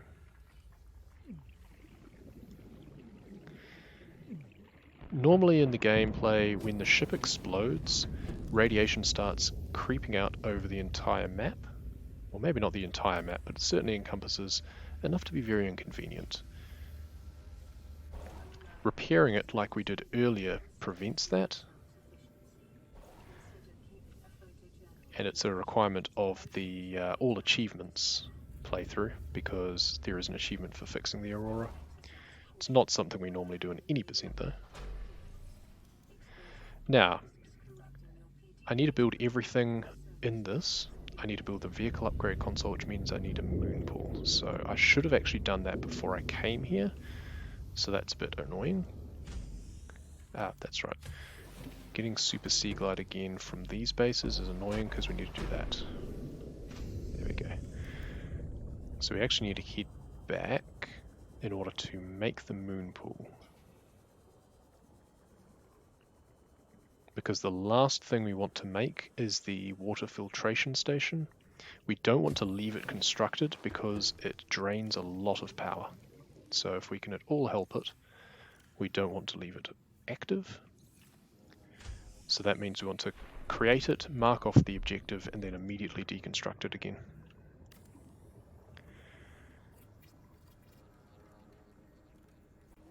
So we make the moon pool, jump out, like so. Make the upgrade console. We have a lot of things that we now need to make with this. However, we do need to reclaim some of the materials in order to do so.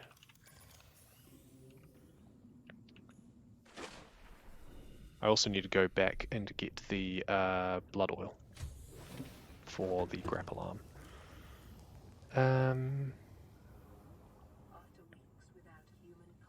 Oh, I also, come to think of it, need, oh, I should switch that out with a better battery as well. I need another copper wire.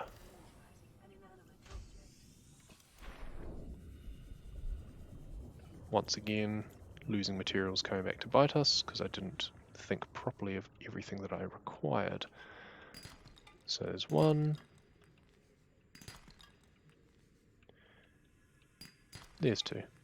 With limestone you can generally know which one the next is going to be because you can never get more than two in a row of the same material.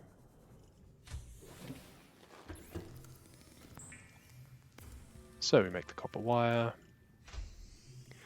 and we head back. A little bit of double backing here, going a bit to and fro our bases here. But we're still pretty good for time. It may not look it, but we're kind of tidying up loose ends at this point to an extent. I need to grab some fish or something to stick into the bioreactor.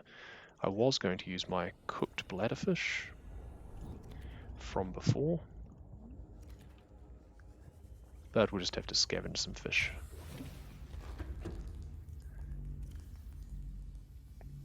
There we go. So now The point of that previous exercise is now I can build the filtration machine. I can then mark off all 7 pieces crafted at the same time, because if we look at the habitat, we have the ladder here, this here, that in our other base, that in our other base, both of these here, that in our other base. And now I can deconstruct it so it doesn't sap power, because we need this base to be fully charged. And out we go. Now we need to fill this grow bed with tiger plants. Each grow bed takes 6 tiger plant seeds. I don't want that one because it's got some mushrooms nearby. Here we go, this guy's isolated. So he'll try and attack me, so if I get in close and strafe. 1, 2, 3, 4, 5, and they explode and give me 2 seeds. Circle strafing, OP in every game. There we go. So we now need to wait about 20 minutes or 16 minutes, I think, for those to fully grow. It takes 10 minutes for the base to fully charge, and it takes 20 minutes for the cuttlefish to hatch. So I've got all of the things with minimum times all going all at once. Back we come.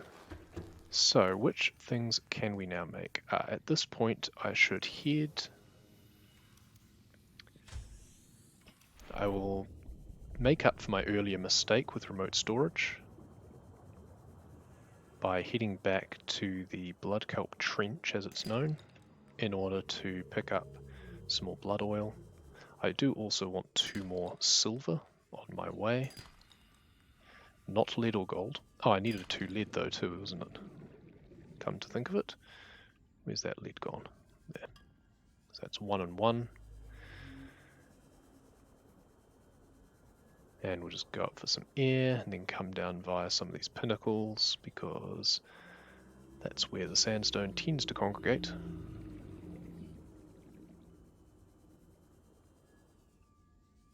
There we go. Silver, 1 more lead.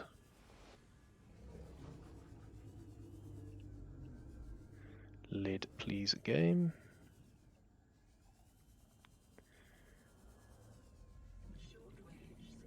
It's alright, I know there's plenty near my base if I need it. There we go. And now we head over to this trench here. And we'll dip down a bit and pick up 3 blood oil, which we were meant to have by now. But because of my mistake, we do not. Back we go. Thankfully, with Super Sea Glide in this game, nothing is more than about a minute or so away from your base, no matter where it is on the map. Certainly within 2 minutes. So round trip, especially if you can actually die on the way there. If I'd used remote storage, which I should have, then I would have been able to just drown there, and I'd have immediately been back in the life pod. In we come. So now we can turn that into some benzene. Why it takes 3, I do not know. A wiring kit. I didn't actually expect to have the materials for the jump jet, but I do. So I may as well make use of that. 3 of those, 4 of those.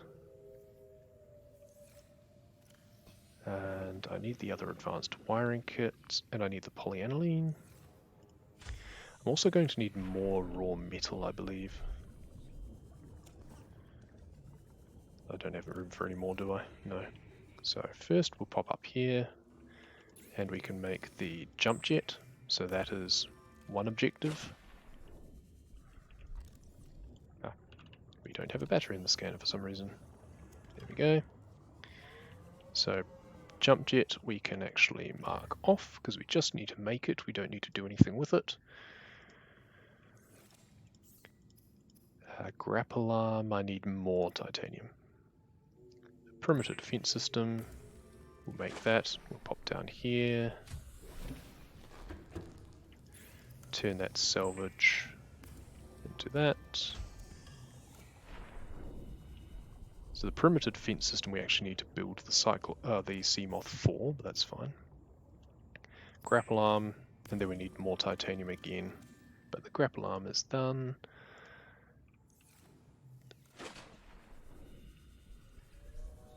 Just 2 more metal, please, game.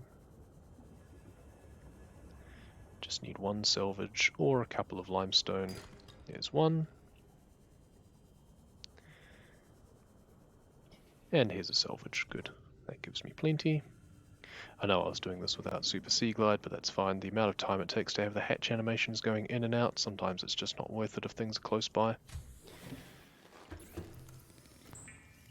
More titanium. And jump up. And make the drill arm. So that's actually all of these, so I can actually deconstruct this now. Normally I expected to not have the sulfur for the jump jet upgrade, but we got fortunate in the Lost River. So it's good to have a little bit of luck go our way. So now we can put those 2 in here. Actually, we'll turn them into plasteel because we need them anyway. We need 4 plasteel, we've got 1, or no, 5 plasteel. We've already got 1 made up in the nuclear reactor. Put all those in here. We end up with a lot of extra materials. Those in there. So I need 1 more quartz again. I need to take a purple tablet with me. I should also take a medkit with me, just in case. But I believe I don't need remote storage anymore. Famous last words, I'm sure, but we'll see how we go. So what we're going to do now is some more funky out of bounds, actually. What we're going to do now first is save our game again. There we go.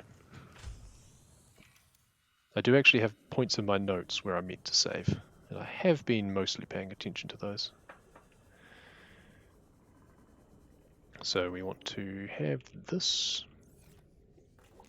come over to this point over here and do another funky little mobile vehicle bay clip at this point. Climb out of bounds. Archways work the best for this sort of thing, and go down. And clip through the floor of the biome. You can tell approximately where you are by the colour of the water around you. The pink that we just passed through was the jelly shroom cave. This inky blackness is basically the void. We'll then enter a bit of green potentially from the Lost River biome as we pass through it. And then we'll end up with some red of the lava zone.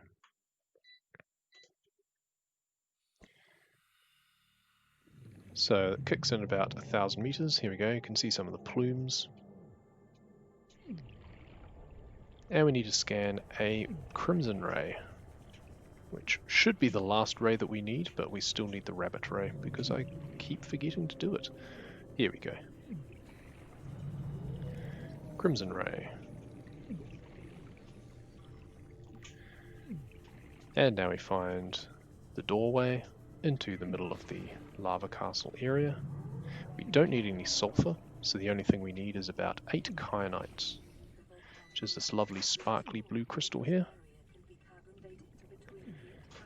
There's 2. There's 3. Calorie intake isn't going to be a problem because we will be respawning at some point. 6. So 2 more. There's 1 here. Perfect. Yep, that's 8. I just realized I didn't get a quartz. So we're going to think on our feet, because it means that I can't get Super Sea Glide back. So I'm not sure what's going to be quickest. I also need to scan that, which I should have done before picking it up. So I think the best thing to do will actually just be to death warp all the way back to base. Yep, it will. Except I can't save my inventory, so I need to die in an alien base, because then you keep everything that was on you. So we're just going to take a few bits of fall damage.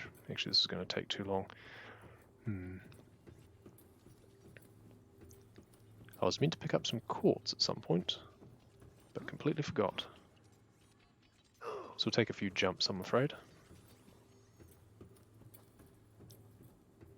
One of those things. You're having to think about 3 different things at once, and it's like juggling. And eventually something's going to drop. So unfortunately this is not the most entertaining part of the run.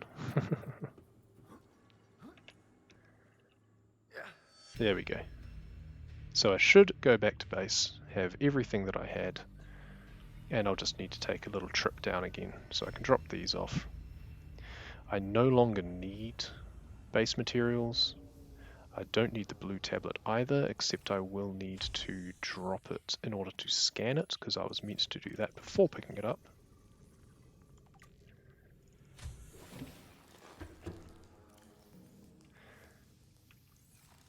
So, now I need to do that, and we'll go to a slightly different spot because we're going to want to go direct to the last part of the game that you normally see. So we come over to this archway here, and we find a place where we kind of clip through the ceiling, release mobile vehicle bay, climb it, out of bounds once more. We can actually just leave that there and drop. And basically we just go into freefall, and this will take us quite near where we want to be. So once again, as the late and great Tom Petty once said, we are free falling. We want to get to a target of about 1600 meters. This is actually very similar to the strategy that we originally did in a glitched no damage run, because going this sort of direction allows us to get around the heat zone. We're going to be passing through it in this case because I can't really be bothered going out of my way to find the way around, but this is also very similar to how the creative any percent speedrun looks like, because this is the quickest way to get down to the primary containment facility. Now hopefully everything loads in for me. In one of my test runs I had a portal just decide it didn't want to load, but I did have a way around it. There's very few ways that you can actually soft lock yourself in this game, thankfully. Pick up this ion cube here. Come out the other side of that cave while we've got a big fish in our face. Pick up this other ion cube here, jump in here, power this portal, and jump on through. Very rare to actually use this portal, but if you don't, you have to sit through a cutscene, and we don't want cutscenes. At least we don't want ones any longer than they need to be. Portals, relatively quick. Take a bit of damage there. Ideally we'd actually have a lot less health at this point, but that's okay. Now we're coming through this alien facility the wrong way, but thankfully the devs were kind enough to have it that the doors will open if you enter them from the wrong direction. Very amenable of them. And now we want to scan the ion cube fabricator because that is an objective. So we can mark that off. Also we've scanned all precursor keys. So now really it's a case of just verifying that we've done some things that we set in motion about 20 minutes ago. The cuttlefish, we got a notification that it's hatched. And with that being the case, the base should be fully powered and the tiger plants should be fully grown. So we'll just go back and check those.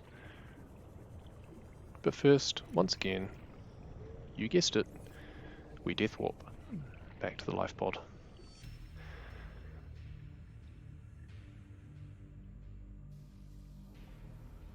Well, back to base, close enough. So we can now take out all of these other ion cubes, start making these precursor keys.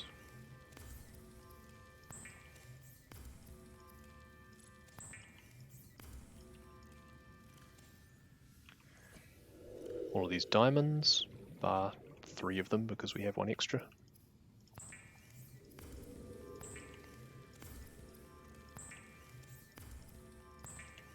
Far more tablets than you normally need in the game.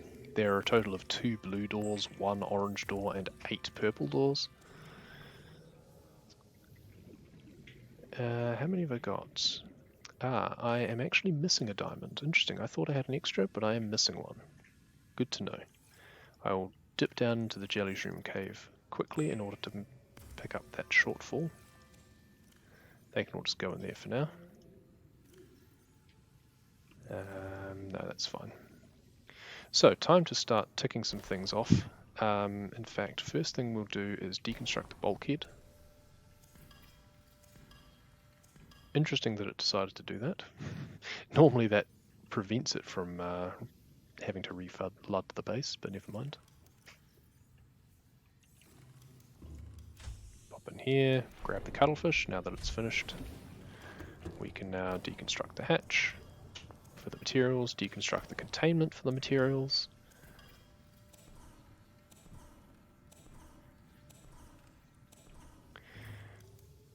Grab the teeth out of here.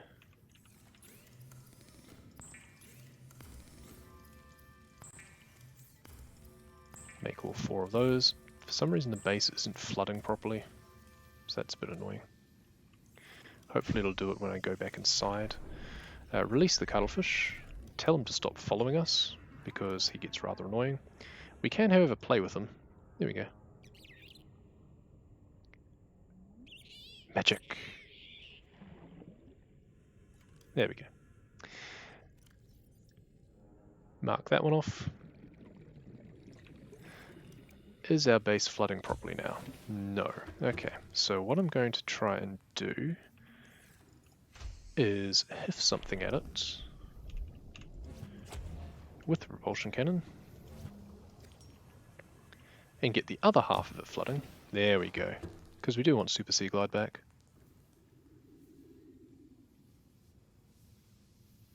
We just have to wait a little bit, unfortunately.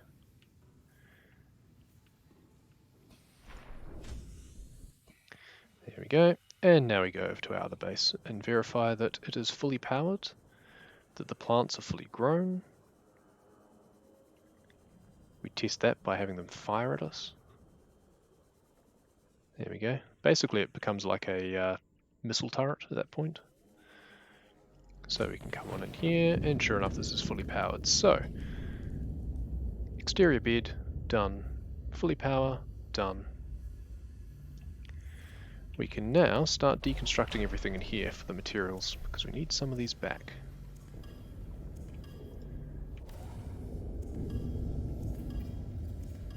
Hey, I was wondering, do we have a minute for a quick message? We absolutely do. Awesome. I just wanted to remind our lovely viewers here that all our donations will go towards Fred Hutch, that are currently focused on research for the coronavirus, and specifically, for instance, for the nexttrain.org project. Sorry. And for instance, did you know that scientists and public health officials around the world are using nexttrain.org to monitor the pandemic and slow the spread of infection? So as you can tell, this is really good to donate for.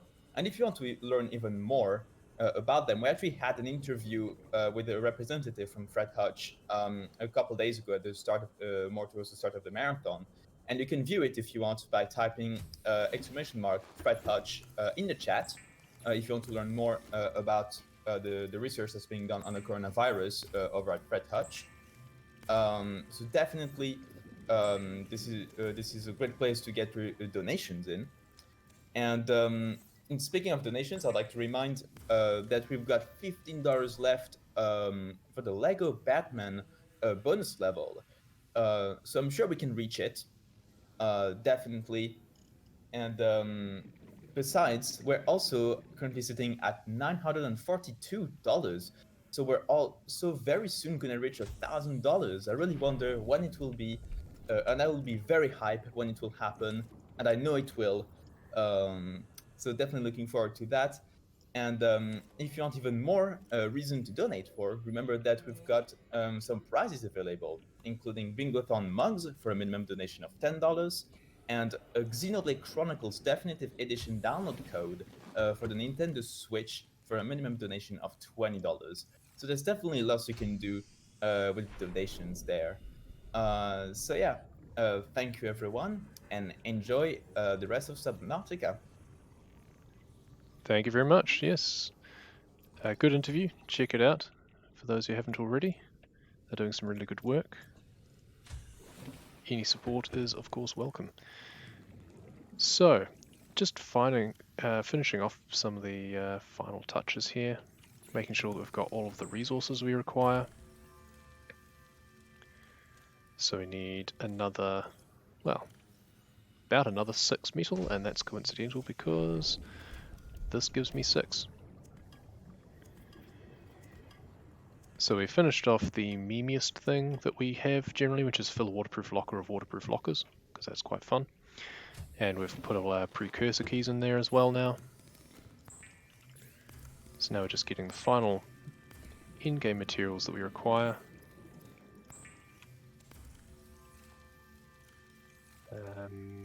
I need to go and fetch my mobile vehicle bay again. I also need to make another power cell.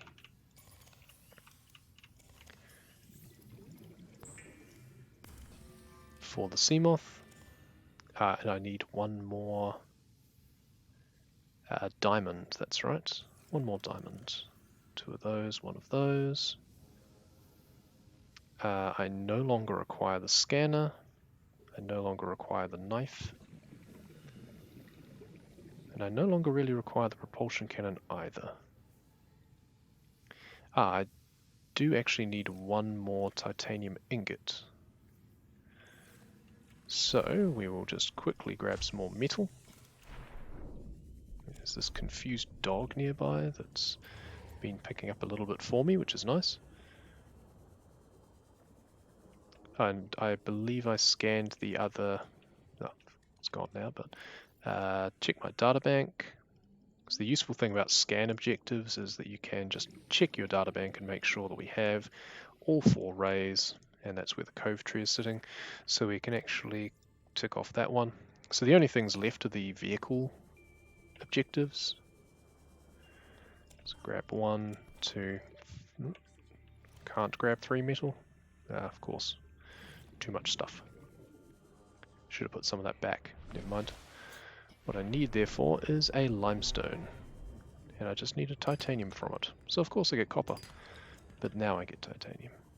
That's fine. In we come, because I did have a titanium loose in my base. And at this point we can start deconstructing lockers if we really needed to anyway. Ingot, 2 glass. Seems I had an extra salvage for some reason. Now I don't want to have to come back here if I don't have to. So I'm just trying to bear in mind all of the things I need and make sure that I've got them all. It's just the 1 diamond I need now, I believe. One way to find out. So we'll go and fetch our mobile vehicle bay. Wait, that's right, it's in the south, that's right. I was thinking of where I would have left it if I hadn't messed things up in the thermal plant, instead of where I did leave it when I was recovering. It's the thing with backup strats, you've then got to remember that you've had to use them. Here it is. Not nearly as far away. Pack that up and we'll take it with us, because we could build a Seamoth, but Super Sea Glide is faster. Now we do need 1 more diamond for the prawn suit.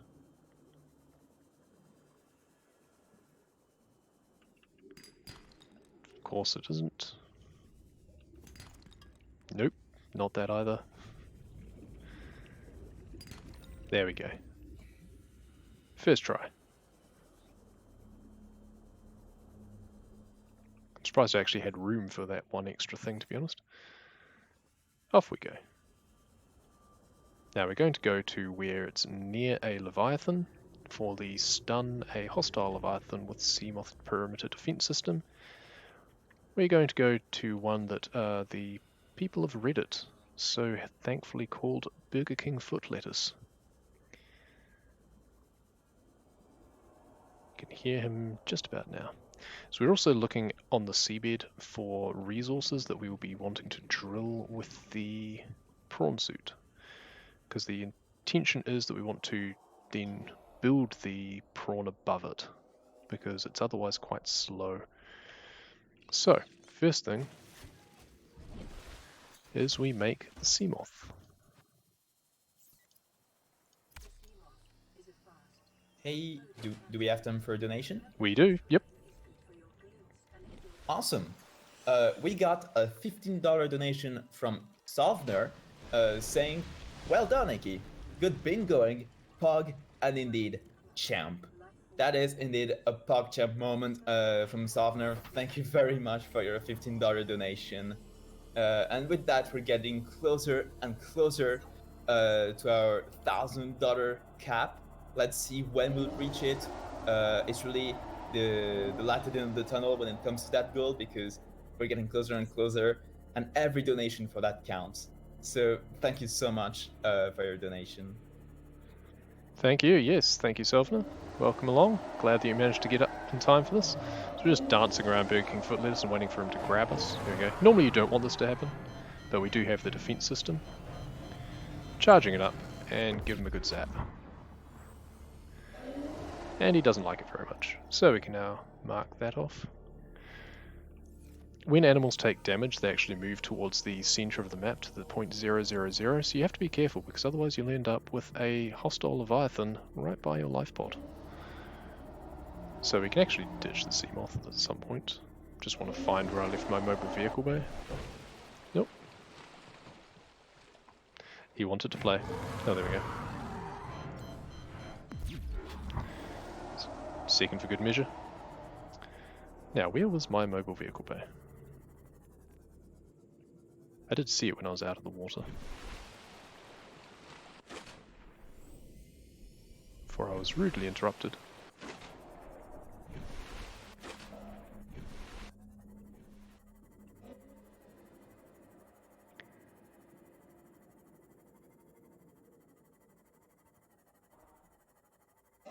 Well, I know it was around here. For some reason I can't see it from underneath the water as well.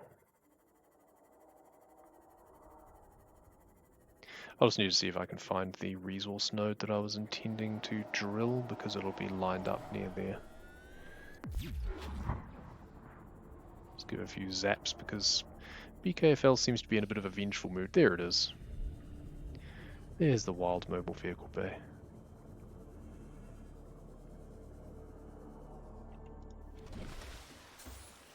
So now we want to build the prawn suit.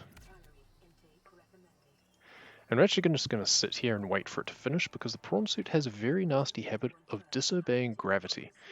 If you're off the vehicle platform when it finishes creating, sometimes it just decides not to drop. And then you have to do a little dolphin dive to get up to it, and that can be difficult without Super Sea Glide. So we're now going to set the Cyclops creating. So once again, the prawn suit's forgotten about gravity. It's a big Wicked fan. But as soon as you get in it, down we go. And this is much faster than trying to actually use it horizontally. And now we just need to look around and try and find where that deposit was that we were going to drill. There it is. So we just need to drill this deposit until something comes out of it and it goes into our storage. And there it is. And now we head back up to the Cyclops. We'll mark that off. Whoops, we do put that back on again. Back up to the Cyclops. It's also forgotten about gravity, so we need to be careful that we don't get crushed by it. It's a very ignominious way to end any speedrun, especially if it's a hardcore one. Up we come. Pilot and time. Just under 2 hours I have that. Not bad given our disruption early on. It's hard to know how that affected things.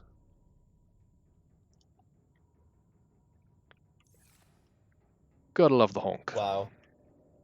Sub 2 hype. Yeah, it's And pretty just decent for a barely, Blackout. like just by 30 seconds. So Oh yeah, GG. nice. Well, I hope everyone enjoyed that. A bit of a disruption at the start. Certainly threw me a little bit. Games crashing is something that you just have to deal with sometimes. And unfortunately, it was a bit earlier than I expected. My safety save was more for the final section rather than that early game. But didn't take too much long to kind of set things back up again. Just had to fudge things a little bit here and there. Normally, obviously, we wouldn't, but we're not going to drag things on. We want to get things back on schedule. So yeah, thanks everyone for watching, and be sure to check out the Fred Hutch Foundation and find the interview that was done before. And yeah, it's all for a good cause. I'll be paying attention later. I hope we reach that next incentive for the it's the Batman game. Sounds like fun. So yeah, I'll hand it over to the next people. Definitely. We hopefully we'll reach it. Thank you so much for your run, AJ. Make sure to give him a follow. I just posted the link right there in the chat if you haven't already. So yeah, thank you so much for your run. And right after this, be ready to step towards Hogwarts because our next run will be Harry Potter and the Chamber of Secrets Triple Bingo. So that sounds exciting too. So thank you everyone, and we'll be seeing you very soon.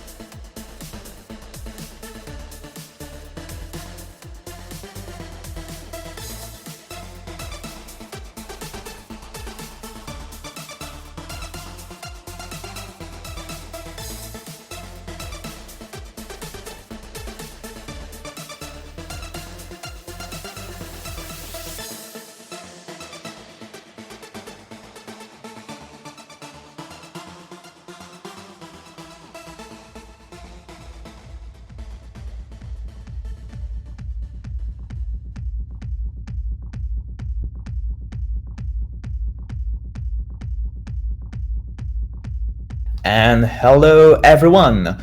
You are now watching Bingothon Summer 2020. For those of you that were here to see Subnautica, I really hope you all enjoyed this run. It really was great. And now, up next, as you can see right now, well, on the layout, right after this intermission, we've got Harry Potter and the Chamber of Secrets, Triple Bingo by Rasla. So now definitely a trip to Hogwarts, I think, is something a lot of us have dreamed of. So this is going to be exciting. And while we're at it, I just would like to do a little reminder of some of the upcoming incentives we've got. That includes, for instance, the Lego Batman bonus level incentive, for which we still have $15 left to go for this one. Considering Lego Batman is a run right after Harry Potter, definitely time is closing in, but $15, we can make it. We can get an incentive, get that bonus level. That's gonna be fun. And after that, for for a bit later, for Tuhu Luna Nights, we've also got an incentive for a boss rush that needs $40. So yeah, this one is definitely gonna be a fun one if it gets fulfilled. And then we've got even more incentives down the line, which you can see if you type !incentives in the chat. So yeah, sorry, runny nose. In any case, remember that all the donations will go towards Fred Hutch, and that they really are a great cause to donate for, because their current focus right now is on coronavirus research. And if you're curious to know more on exactly what they do, we actually had an interview with one of the representatives of Fred Hutch earlier in the marathon, which was a really good opportunity to learn more about the virus itself and how research on it is going. So if you want to check it out, definitely type !Fred Hutch, and you can have the link to the VOD right there. So yeah, definitely with those donations, you can not only donate for a great cause, but also get those bid wars and incentives fulfilled. And if you're interested in prizes, well, we do have prizes. That would include, for instance, the Bingothon mugs, for which we need a minimum donation of $10 to be in the prize pool. Yes, you need $10. And we've also got, as a grand prize, Xenoblade Chronicles Definitive Edition, a download code for the Nintendo Switch, for which there is a minimum donation of $20 to get in the prize pool.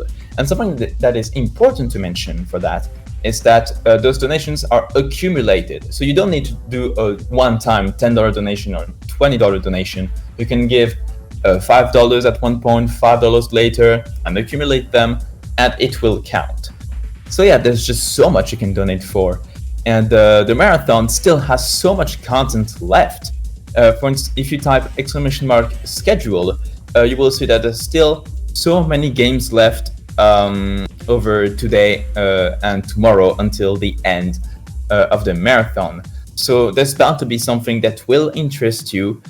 And definitely, if you tune in, we're gonna have fun. In any case, we should soon be getting ready for Harry Potter. And definitely thank you for your patience. And yeah, we'll be starting in just a few minutes. See you soon.